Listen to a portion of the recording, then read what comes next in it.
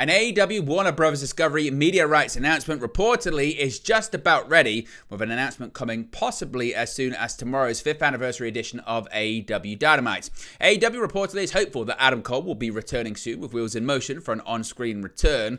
Killswitch has been hospitalized after collapsing. He has pneumonia in both lungs. CM Punk and Drew McIntyre face off inside Hell in a Cell one final time before this weekend's Bad Blood Premium Live event. Seth Rollins returns on Monday Night Raw, causing Big Bronson Reed to lose the last Monster Standing match against Braun Strowman. Ilya Dragunov has suffered a torn ACL. He'll be out of action for up to 9 months. Gunther finally agrees to give Sami Zayn a World Heavyweight Championship match next week on Monday Night Raw. The Miz turns heel, turning on his partner R-Truth. Xavier Woods unmasks Rey Mysterio on Raw and gets a future shot at the Intercontinental Championship. Speaking of which, Jey Uso unveils a new version of the IC title last night. We have the ratings for Friday's edition of SmackDown on USA Network, plus AEW Rampage on TNT. Bryan Danielson versus Kazuchika Okada, with both the AEW World Championship and AEW Continental Championship on the line, has been announced for the 5th anniversary edition of AEW Dynamite, and WWE Hall of Famer Pete Rose sadly passes away.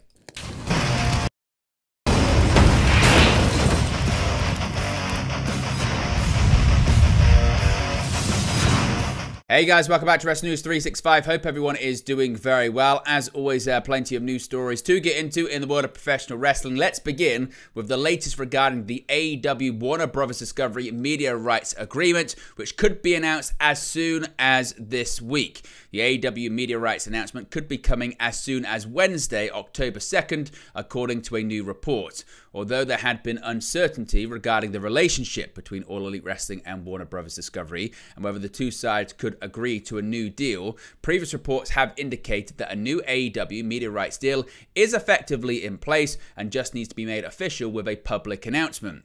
In a new update by Dave Meltzer, the announcement is said to be, quote, just about ready, end quote, and is expected to be made on Wednesday, as the 5th anniversary episode of Dynamite will air that day. He said, quote, an announcement is just about ready for the new WBD and AEW media rights deal. I think the announcement will only mention a deal, the stations, but not necessarily everything that the deal entails. But as we've reported weeks ago, the deal has been completed. It's possible it'll be Wednesday in conjunction with the 5th anniversary. Now, elaborating on the post on Wrestling Observer Radio, Meltzer added that he believes the length of the deal and an update on plans for pay-per-views, but does not expect there to be a figure released regarding what the deal is worth. Meltzer also added that he has not heard anything in relation to Swerve Strickland's comments about AEW having a show on Fox. It should also be noted that All Elite Wrestling is not a publicly traded company. They are under no obligation to disclose the financial deals of the new deal. In a bit of an update on this, Sean Ross Sapp elaborated on these reports, saying, quote, I would expect the AEW WBD deal to be announced fairly soon. He also said, I also cannot help those help who else reported it was coming soon or imminently or anything like that at any other point. Thank you. Now, Adam Cole could be on his way back to AEW television very soon. Of course, Cole has been sidelined for over a year, but that could be changing very, very soon. According to Sean Ross Sapp of Fightful Select, Cole, of course, sustained an ankle injury last September and was forced to undergo 2 surgeries that heavily derailed AEW creative plans. Fightful Select say they have learned that word backstage within All Elite Wrestling is that they're hopeful and even expecting Adam Cole back sooner than later, and that the wheels have already been put in motion to prepare for that on screen. Cole was backstage at AEW All Out and was walking around without the help of crutches, a boot, or anything else. Cole was on the road with AEW earlier this year, but was pulled because it seemed like it was slowing down his progress for a return. Fightful Select reported in late August he was slated to resume in-ring training. Sources close to Adam Cole say he was in good spirits when they saw him at All Out. Now, concerning news here about former AEW TNT champion Luchasaurus. Former AEW Trios, Tag Team, and TNT champion Luchasaurus, aka Killswitch, is recovering after his fiancée found him collapsed on Friday, September 27th. He was rushed to the hospital where they found his blood oxygen below 80% and determined he had pneumonia in both lungs. It was discovered that he was days away from permanent lung damage. Killswitch has been on oxygen in the days that have followed and was told to expect a recovery injury of over a month. His in-ring return is also, of course, unclear. Fightful say they gained permission from those close to Killswitch before running the story, so best wishes go out to him. Hopefully, he can make a full and quick recovery. Now, of course, Bad Blood is this weekend, and we still don't know exactly what the main event is going to be. One of the featured matches, of course, is the Hell in a Cell bout. But CM Punk and Drew McIntyre met for a verbal confrontation during Raw last night, ahead of Bad Blood this weekend. Like their trilogy bout in Atlanta this weekend, the last face-off took place inside Hell in a Cell, though the cage was merely the setting for a standard back and forth between the arch rivals. The promo was mediated by Raw General Manager Adam Pearce, with security guards dividing the ring to keep Punk and McIntyre separated. And it was McIntyre who opted to open the discussion, noting that he had worn a black suit out of respect for Punk's wife in the face of what he'll do to him. He said that the voice of the voiceless taught him that hate was a powerful weapon, but his hate will die alongside Punk after their match this weekend. Not known to keep his thoughts to himself, Punk spoke up to interrupt McIntyre. He said that he is so filled with rage that he has been living in a hotel for the last 4 months, not wanting to show this side of himself to his wife, the side that McIntyre has brought forward. But this Saturday, Punk said that it would be McIntyre on his knees, begging and praying for mercy, finishing off with, "I'll see you in hell." Punk and McIntyre will be facing off in the third match of their rivalry this weekend, with hostilities rearing their head immediately following CM Punk's debut/return at Survivor Series a year ago. They are tied 1-1 as things stand, with McIntyre winning at SummerSlam and Punk tying things up at Bash in Berlin. Now, one person that was involved in the SummerSlam match, Seth Rollins, he is back on WWE television and has gone right after the man who wrote him off TV, that being Big Bronson Reed. Now, Braun Strowman emerged victorious in the last Monster Standing match against Bronson Reed, with a little help from a returning Seth Rollins following a spot that destroyed the ring. After weeks of battling back and forth, destroying backstage areas as well as a car in the parking lot, Strowman and Reed competed in a last man standing match on Raw. The men wasted no time going after each other after the bell rang, and Strowman quickly slammed Reed through the announce desk. Both men limped up the ramp, and Reed sent Strowman into the back video wall before going for a chair. Strowman caught him with a right hand and smashed the chair across Reed's back before getting him on top of some crates. Reed was able to capitalize and slammed him through tables below with a Death Valley driver. Back at ringside, Strowman and Reed both went through the ring and security barrier, crashing into fans in the first few rows, bringing out WWE officials and security. Reed went up top to hit a tsunami to Strowman and followed up with another one for good measure. Without a referee in the ring to count, Reed started throwing officials into the ring before getting his hands on General Manager Adam Pearce. Security tried to break it up, and Strowman got onto the top rope and took out the entire field below, sans Pearce. Reed was up first, but Strowman got to his feet at 8, and Reed got back in the ring. The ring demolition spot occurred when Reed suplexed Strowman off the second rope. With both men down, Rollins returned from being out of action due to multiple tsunamis from Reed, hit a big stomp on the big man on the ring steps to take him out. Strowman got to his feet and was declared the winner. Now, an unfortunate injury here to Ilya Dragunov, who's going to be out of action for quite some time. WWE dropped some unfortunate news regarding former NXT champion on Monday Night Raw before a promo segment featuring the World Heavyweight Champion Gunther. Commentary informed the audience at home that Ilya Dragunov suffered a suspected torn ACL and will be out of action for around 6 to 9 months. Dragunov was injured, resting Gunther for a shot at the championship during a live event in Columbus, Georgia over the weekend. In a video WWE posted to social media, as well as airing on the broadcast, Dragunov was seen leaving the ring on his own volition following the injury, though he hobbled up the ramp without putting weight on his right leg. Dragunov's most recent televised match was a loss to Jey Uso in a fatal four-way match, also featuring the aforementioned Braun Strowman and Pete Dunne for a shot at the Intercontinental Championship on the September 9th episode of Monday Night Raw. Now, speaking of Gunther, he has finally agreed to give a World Heavyweight Championship shot to Sami Zayn. After weeks of ducking his former WrestleMania rival, Gunther finally gave in and accepted Sami Zayn's challenge for a World Heavyweight Championship match during Raw. It took a bit of goading from Zayn to get his long-denied request granted, brought on when Gunther recalled the disappointment of telling his father following their last match that he had been beaten by an inferior opponent, reasoning that he was concerned about his legacy if he accepted the challenge this time time around. Zayn retorted that Gunther would now have to admit he was a coward to his father, which riled up the ring general as he unleashed a lariat followed by a series of powerbombs to his rival, proclaiming that they would have their match, which was later made official for next week's edition of Monday Night Raw. Of course, Zayn first re-emerged with the goal of challenging Gunther for the World Heavyweight Championship following the champion's successful defense against Randy Orton at Bash in Berlin. It was a tall ask for the would-be challenger, given he had only just lost the Intercontinental Championship to Bron Breakker in August himself, but he does hold that victory over Gunther, defeating him for the Intercontinental Championship at WrestleMania, and remains only the 4th WWE superstar to have beaten the Austrian thus far in WWE. Now, R-Truth is back, but he's also lost a tag team partner. On Raw, R-Truth made a surprise return to Monday nights and immediately got himself a match alongside his tag team partner, The Miz. What started as an awesome Truth reunion, however, instead became a betrayal as The Miz turned on Truth and abandoned him during a match with the Authors of Pain. Truth returned first during a backstage segment, much to the surprise of The Miz. Back in August, R-Truth took multiple tsunamis from Bronson Reed in his partner's place, and he hadn't been seen since. Miz had attempted to avenge Truth, but also fell to Reed. Afterwards, he had a number of backstage encounters with Karrion Kross, who seemed to be appealing to The Miz's dark side, just as he has with Xavier Woods. Upon his arrival, Truth informed his partner he got in a tag team match against AOP, part of Kross's stable, The Final Testament. During the match, the A-lister made a hot tag and looked like he was going to attack his opponents, but instead delivered a big boot to his own partner. As Kross laughed from ringside, Miz left Truth to be brutalized by AOP, ripping off his Awesome Truth shirt and throwing it at the camera as he walked up the ramp. Now, The Miz has worked as a babyface for nearly a year now, joining the side of the Angels during the October 2023 feud with Gunther over the Intercontinental Championship. Now, speaking of Karrion Kross, as he got into the mind of not only The Miz, but also Xavier Woods.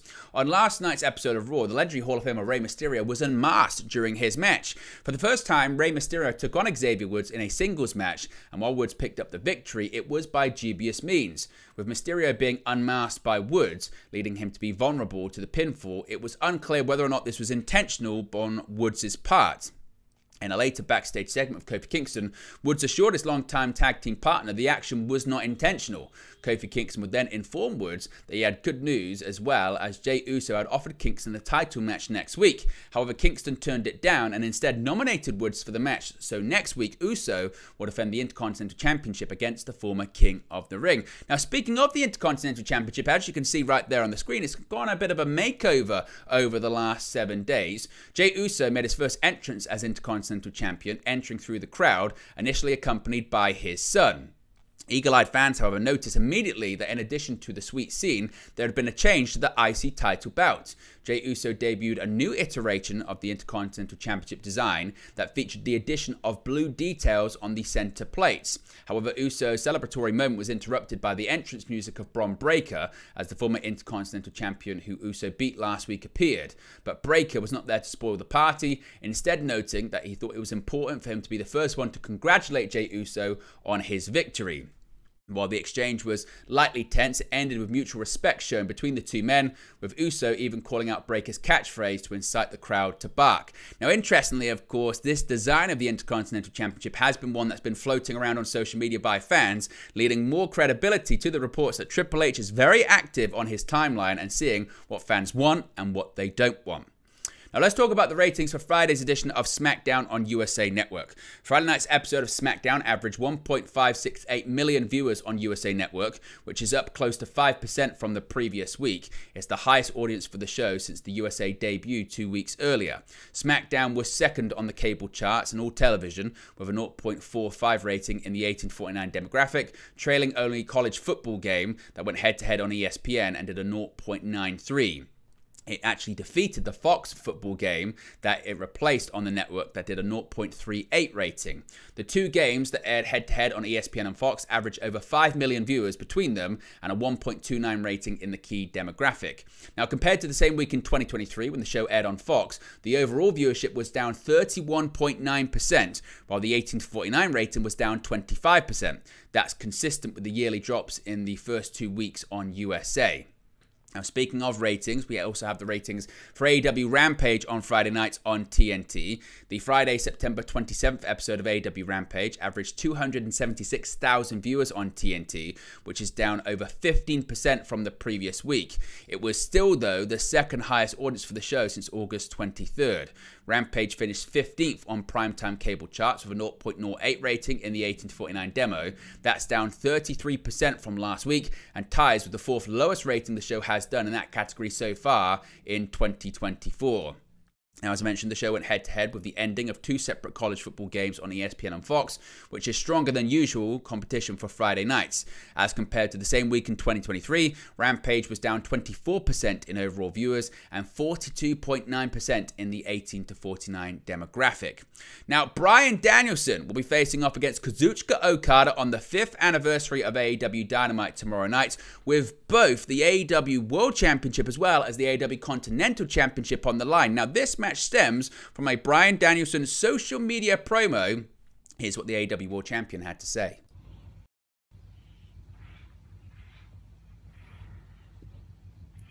Fuck Jon Moxley. John, you said my idea wasn't working.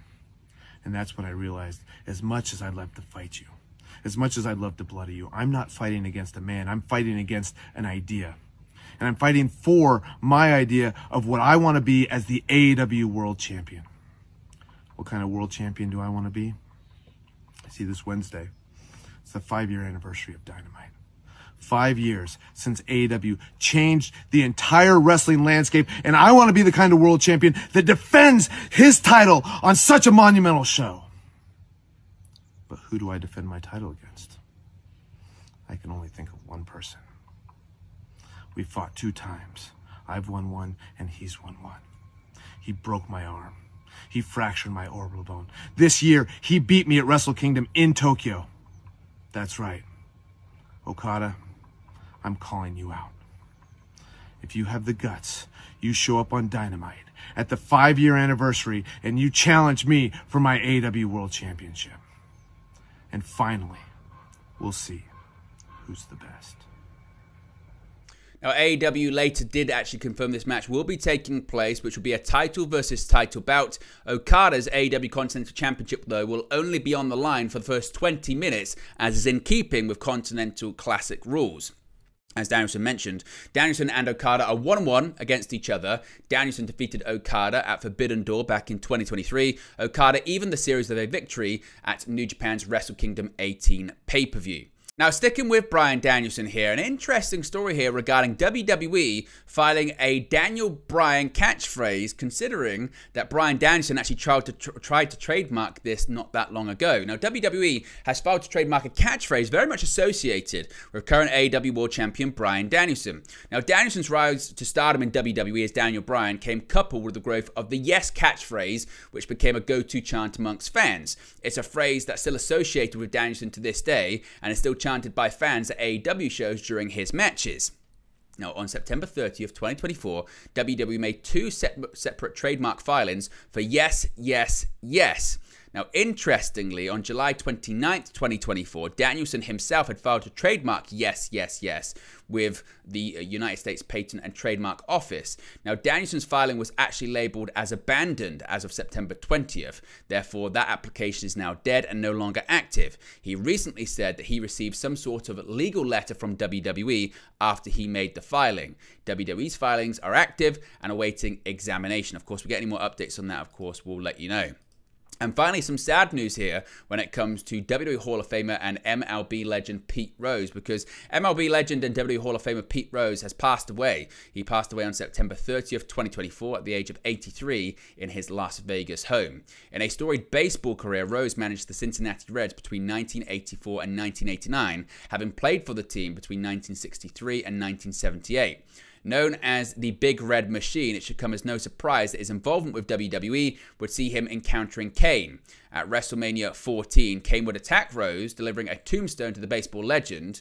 The passing of Rose has seen a tribute from WWE on their official website, reading, quote, WWE is saddened to learn that WWE Hall of Famer Pete Rose has passed away. An all-time great and baseball's hit king, Rose won 3 World Series championships and was a 17-time All-Star and the 1973 National League MVP during his 23-year career with the Cincinnati Reds, Philadelphia Phillies, and Montreal Expos. In the WWE universe, Rose is best known for his appearances on the grandest stage of them all, WrestleMania. At the 14th edition in 1998, Rose appeared as the guest ring announcer of the match between The Undertaker and Kane. After Rose ran down the Boston crowd and their beloved Red Sox, Kane pile-drived the baseball legend. Rose attempted to get payback on the Big Red Machine several times over the years, but failed in memorable fashion each time. In recognition of his unforgettable WrestleMania moments, Rose was inducted into the WWE Hall of Fame in 2004. WWE extends its condolences to Rose's family, friends, and fans.